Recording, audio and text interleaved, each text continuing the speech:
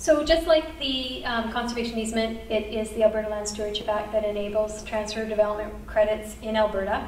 The Act puts a lot of emphasis on the content of the regulations to be able to actually enable them. There is a requirement within ELSA that every TDC program needs to be approved by the Lieutenant Governor and Council. And nobody really knew how to do that. Like Beaver County actually had an idea and they wanted to bring their thing forward. They went to the Land Use Secretariat and said, okay, what do we do? And they said, wait. And so the regulations give guidance on how that can happen. And it looks as though it's probably Municipal Affairs who's going to stick handle that through government. And one thing that's a bit of a myth around this is that in order to do anything in the conservation and stewardship tools, which include transfer of development credits, is you need to have a regional plan first. You do not. We have a program today in the province. We have 2 others that are being looked at quite seriously, and we've checked that with Land Use Secretariat, which is no longer Land Use Secretariat, but I will call them that for now. But no, they can go forward. They still need approval, but you could certainly get one. A regional plan could request or dedicate. I don't know what the language is. Maybe Roger, you're the right person to answer that. But a regional plan could suggest a TDC program, but that's not the only way. A municipality can bring it forward, or a couple of municipalities together could. So as I've said already, a municipal planning tool, ELSA authorizes it. They can be done by a local authority, that's your municipality. They can be done by 2 or more, so you could have neighboring municipalities get together and they could put a program together, or through a regional plan, which are coming across the province. I think, is this one being worked on right now or coming up? This one? Capital Regional? Yeah, no, sorry, the North Saskatchewan. Yeah, so it could come from there.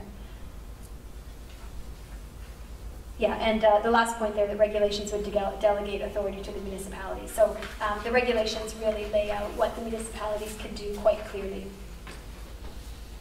So what's required because of ELSA? And we've already talked about what it is, so this really just follows what it is. But ELSA requires that the conservation lands or a purpose are designated. That has to be stated in the agreement, or in the program. Development areas have to be designated, or at least some way to identify them. You need to state the attributes of credits. So what is the credit? You have to really describe what it is and what it does. So if your credit, like I gave the 1-to-1 example, there's 1 unit, we're moving in here, it builds 1 house. It could not be. You might need 5 credits in order to build 1 unit. You might need 2 credits to reduce your parking requirements. Like there's different kinds of things, and so the Act requires that you really clearly state what that is. And you need to seek approval from Cabinet, which I've already indicated. The regulations are draft and proposed, but what they say at this point in time, and is likely going to go through, there was a fair amount of consultation on this, is that municipalities will have to create a TDC bylaw, so a specific bylaw around the program. There will also have to be amendments made to municipal development plan, to land use bylaws, and if required, an area structure plan. So if there's already an ASP in place or in development, then it either has to be amended or referred to it.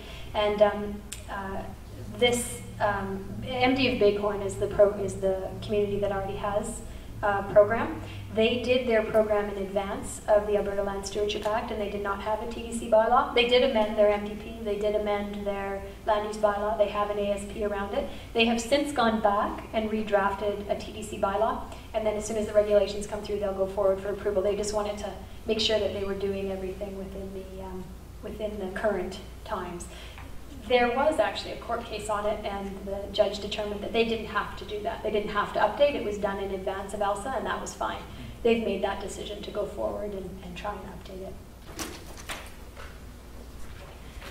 Okay, so how are landowners compensated? This is always a question, and a whole bunch of times, but I know none of you are going to ask this because you're all much smarter, is how much do credits go for? Well, it's like asking how much does a house sell for, right? I don't know. How many bedrooms does it have? What part of the city is it in?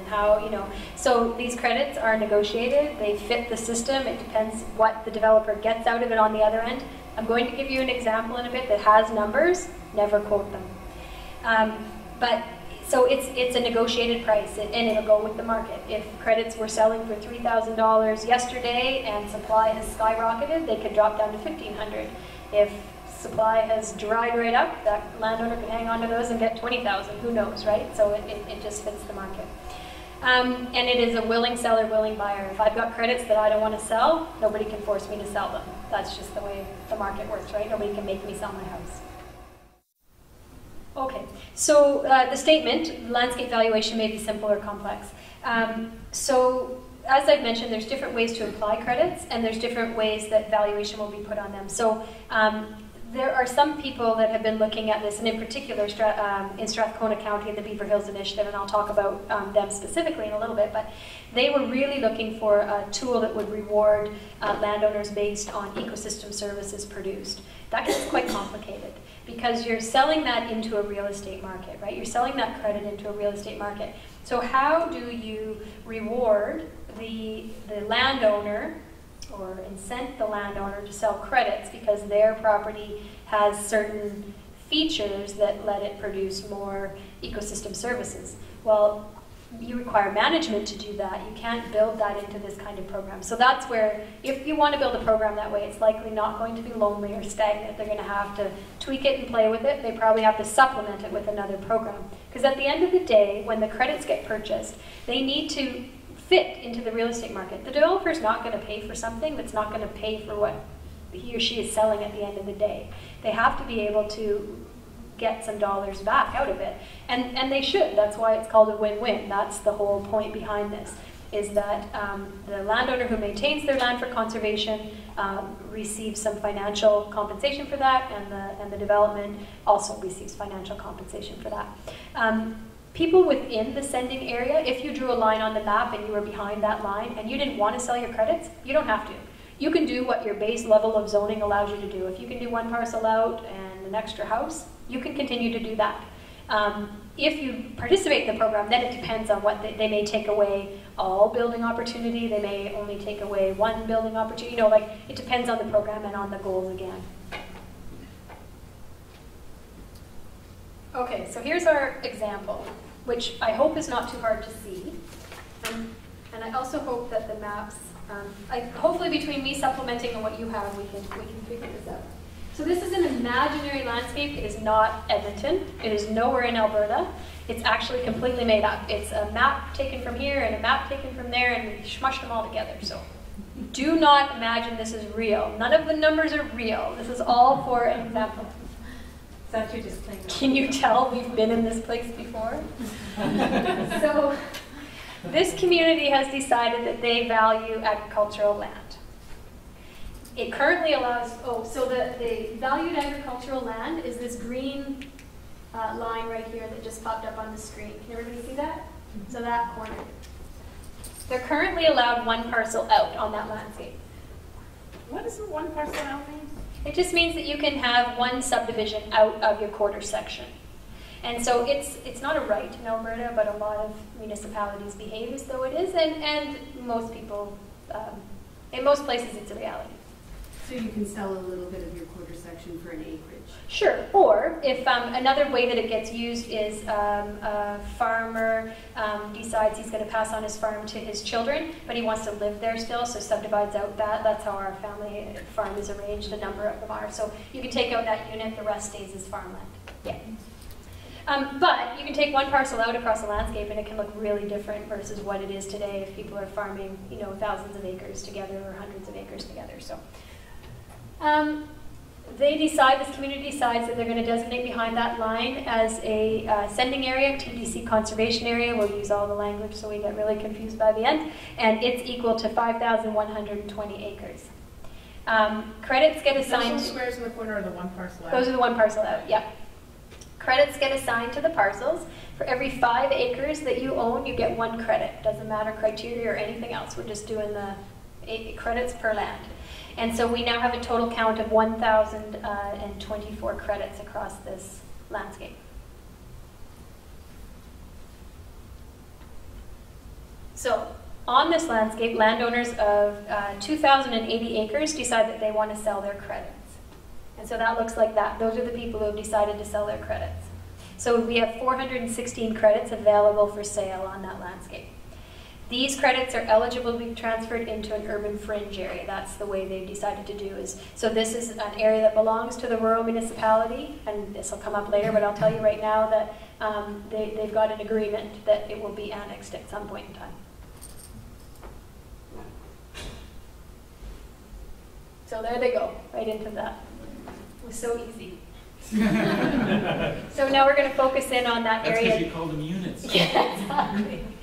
So that's the area that we're going to put these in. And we blew it up so it's easier to see. So the new development is 240 acres of land. And the base zoning is 10-acre lots. So with that, if you use the TDC program, you can have 2-acre lots instead of 10-acre lots. So at the 10-acre lot, we've got 24 units available. At the 2-acre lots, we have 100 acres available, sorry, or 100 lots available. And a TDC requires 5 credits per bonus unit. And miraculously, we've now agreed that each credit is worth $3,000. With all of that, you end up with 76 bonus lots. So if you go TDC instead of the standard rate of development, you get 76 extra lots. So that's why. So they need 380 credits, and we had, what, 415 available? There's our miraculous price of $3,000 a credit. Now again, it's up to the negotiation, but that seems to work. This is, in this example, that works for the realtor or for the developer on the other side, and it works for the landowner on this side. They're saying, yeah, you know what? I get to keep my land, I own it, I'm going to walk away with this much money, I'm happy.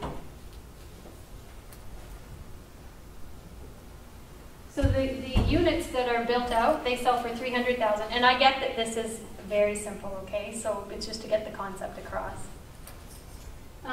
If you sell the 76 extra units, you end up with $22 million of $22.8 million.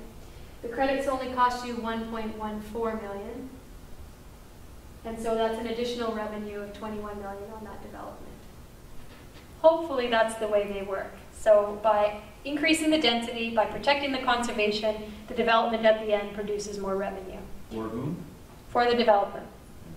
But the landowners in the conservation area also receive their $3,000 of credit. So the total that was spent by the developer was this number right here. That got spread about in the sending zone, but then the additional revenue out of that was that. Now there's costs, and of course everything that, you didn't just walk away with $21 million. There's costs that are associated with that, but that gets the idea across, right? So this part here just says, this development happened on the urban fringe. It's within the urban growth area that was planned. They rationalized development standards, and then eventually it gets included into the urban center. So then this one here, this slide. So of that $1,140,000 that got spent to buy the credits, that money got spread around the land that has the easements on it. So all the people who sold their credits, they got that $1,140,000. The $21 million that came out on the other end goes to the developer because they took on all the costs and whatnot that's associated with increasing density because it's not cheap. But that dollar value goes to them. So there was a question earlier about the valuation of these. If you enter into a conservation easement, you get the compensation we talked about in the last presentation. You don't. So this is where the conservation easement is simply the tool. It's the backstop that works in this TDC program. So the person, the conservation area landowner, the sending area landowner, same person, they do not receive payment for the conservation easement. They receive payment for the credits. Okay? So that's a really clear distinction. Does that make sense to everybody? Yeah? Okay. The CE, as we talked about, is valued based on the change in land, in what's happening. The TDC credit is valued on price negotiation. So this is what I talked about with the Brandywine, where the developer said, yeah, I could pay up to this amount, and the landowner said, I'm willing to accept, this low. And thankfully, the amount they could pay and the amount they were willing to accept were different enough that they could meet somewhere in the middle on that. So it's a negotiated price. It's what the sending area, TDC conservation area landowner is willing to accept in order to sell their credits and enter into this agreement. And it's what the receiving area is willing to pay, what they're able to continue to make a profit on the other side. So, question. Yes. On that example in MD of Bighorn, were CUs used? They are to be used, yes, and that's actually a really interesting question. The MD of Bighorn in their first iteration decided that they as a municipality were not going to hold easements, and the reason was they live in a landscape where the most predominant easement holders are the Nature Conservancy and Salts. Nature Conservancy and Salts have fairly detailed conservation easements and require significant management from a stewardship perspective, not management of the land, but a lot of stewardship activities. So the MD of Bighorn felt that was too much for them to take on as a municipality. Unfortunately, they didn't talk to us first, and we could have said, you know, you don't have to make them that detailed. Your objective is to make sure that that land stays intact. And by saying no subdivision, no building, you're going to cover 80% of what you need to cover. Let your Ag Service Board deal with some of the other stewardship, BMP type programming, and you as a municipality with your easement just worry about that. So they required a third party to hold the easement. Unfortunately, there's nobody who wants to work on easements in the MD of Bighorn. Okay, so the MD of Bighorn I've talked about quite a bit. It was in response to a developer. It happens in their ag small holdings. Miistakis just did a whole review of their program and made a number of recommendations to either gave them some insight. We did a community survey. Where does the community want? The one big mistake they made there was they didn't talk to the community before they built the program. They worked with the developer, and then they released it. And they did it. They had to do their public consultation because it involved an ASP and all of that. But they didn't really get a lot of input. So after they did it, they went out and they talked to the community. So we followed up with a county-wide or an MD-wide public survey through SurveyMonkey. We got a whole bunch of information back and gave them recommendations. They have other areas they can apply it. They can go county or MD-wide. So they've gone and looked at that. At this point, they're still staying with the Ag Small Holdings area, but it looks like they're probably going to include a couple more over time, because they do have some really neat places that development could go and make some really fantastic little mountain hamlets and be really lovely, livable, great communities and still maintain wildlife corridors, which are important there. And they also have, up there north, east is a big ag area, and they want to make sure they maintain that too. So. Oh, Beaver Hills. Just really quickly. So Beaver Hills Initiative, I said Marion Weber did a feasibility study on is there room in that market for credits to sell? The answer was yes. Then what they've done is they've launched into a multifaceted 3-year crazy study, which has been very entertaining to be a part of. But it's been really good, and it's been a lot of work with the municipal staff, municipal council, community. We've done rural outreach efforts, we've done developer interviews, we've done planner work, just sort of, does this idea work? Where can it go? It's sort of like taking this and spreading it out over 3 years and really digging into how it could work. So at the end of the project is supposed to be December. There will be a final report on it. They are moving to the point where they will likely implement the construction of a lot of this stuff has already started. Once the report's finished, then they'll continue down that path. At least that's the indications we're getting right now. And in particular, they're looking to protect the moraine this way, and they're looking at maybe changing a little bit of perhaps how their country residential looks, and then some of their buffer area around their more urban areas. So I talked about both these examples a couple times, and but I want to give you a little bit more specific detail on them. So Montgomery County is the one that looks like the bicycle spoke coming up from Washington, D.C. They made a 96,000 acre ag land reserve on the outside of that bicycle spoke. And what they wanted to do was make sure that that always stayed for agriculture. They had their ag services people be responsible for that. And they were the people that said, our job here is to make sure that there's land available for agriculture. We're letting agribusiness take it from there. Because there was a lot of things about, okay, well, how do we make the farmers economically viable in order to make them stay on the land? And how do we do this? And how do we do that? And then they decided that's not our business. It's not our, we can't go there. What do? Get their financial statements every year? Like, that's not what we do. And similar to here, right? Like our MGA does not require our municipal councils to make sure that everybody can retire in some manner to which they'd like to become accustomed, right? Like that's not their jobs. Their jobs is to take care of this land base. And so what they did is they decided that was their approach. They do piles of ag education and extension support. They have a annual pledge, local food pledge that happens each year. They do all sorts of things around that. They have, I think the program is probably, I think it started in the 70s and they're about 90% done. So it takes time too. These things don't happen in a minute, right? Like they take time. What they did in their first round is everything that we've talked about, but what they did is they said every landowner will maintain a building lot. So similar to our one parcel out, but they said that every piece of land that's left will have something that can be built on. That was to make sure there was value left for the people who live there and everything else. Over time, that community, that rural community has formed, and there's people that live there, and there's good infrastructure, and there's good homes, and there's lots of places to live.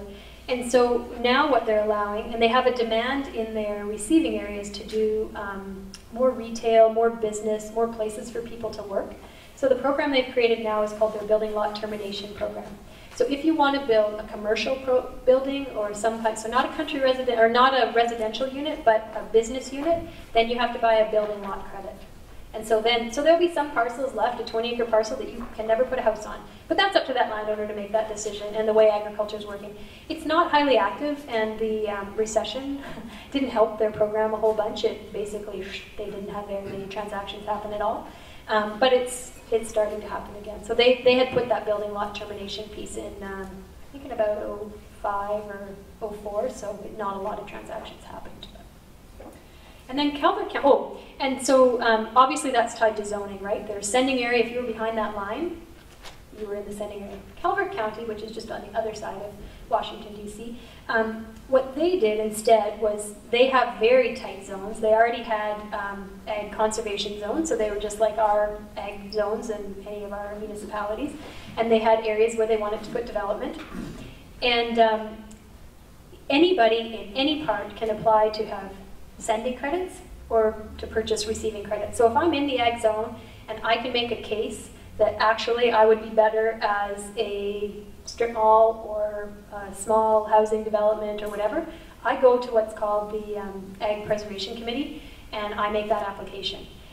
Because I'm in the ag zone, they're going to look at it really tightly and really like they're going to really go through that with a fine-tooth comb.